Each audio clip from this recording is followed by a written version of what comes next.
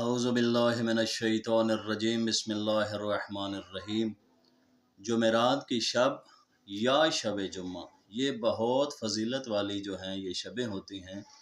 اس میں جتنی آپ کی مومنین کی دعائیں ہوتی ہیں وہ یقیناً قبول ہوتی ہیں، تو کوشش کیا کریں۔ ویسے بھی روایات کے الفاظ ہیں کہ ہر شب جمعہ جو مرحومین مومنین ہیں ان کی روحیں اپنے گھروں میں لوٹ کر آتی ہیں اور اپنے لواحقین سے التجا کرتی ہیں کہ ہم نے جو ساری زندگی آپ کے لیے اتنا کچھ کیا ہے، کیا آپ نے بھی ہمارے حق میں کچھ کیا ہے یا نہیں کیا؟ کوئی اس شب جمعہ کا کوئی ایسا ثواب، کوئی ایسا عمل جو آپ لوگوں نے ہمارے حق میں کیا ہو۔ تو امام باقر علیہ السلام کا ارشاد گرامی ہے، مولا امام محمد باقر علیہ السلام فرماتے ہیں کہ شب جمعہ کو ایک فرشتہ ہے جو بالائے عرش سے ندا دیتا ہے کہ کوئی ایسا مومن ہے کہ جو آج کی رات، آج کی شب مجھ سے کچھ مانگے اور میں اس کو عطا کروں، اور جو مجھ سے آج کی شب مانگے گا میں اس کو عطا کر کے، اس کی دعا قبول کر کے اور اس کو جنت میں داخل کراؤں گا۔ تو عمل کیا ہے؟ ہم آپ کو وہ عمل بتانے جا رہے ہیں، یاد رکھیے گا۔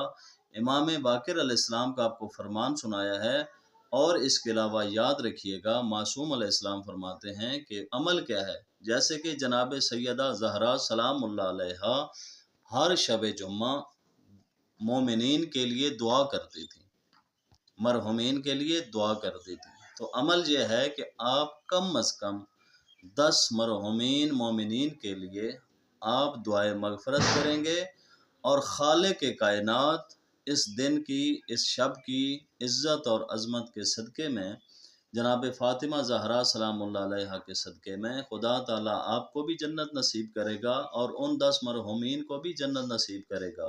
اور اس کے علاوہ آپ دنیا اور آخرت کی جو بھی حاجت اپنی مانگیں گے وہ آپ کی حاجت اس شب کے صدقے میں پوری ہوگی۔ تو یہ بہت فضیلت والی شبیں ہیں اور رمضان المبارک بھی ہے، تو کوشش کریں کہ یہ شبیں جو ہیں ذکر الہی میں، اور کم از کم مومنین 10 مرحومین تو آپ کے اپنے گھر کے، آپ کے اپنی فیملی کے ہوں گے، کم از کم 10 مومنین کے لیے آپ دعائے مغفرت کریں۔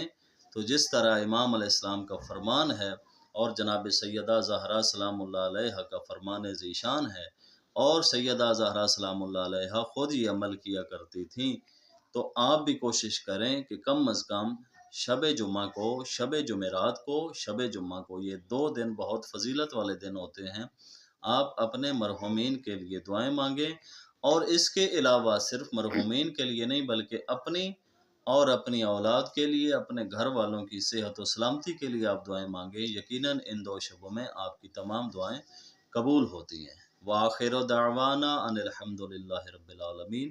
اللہم صلی علی محمد وآل محمد وعجل فرجہ محمد۔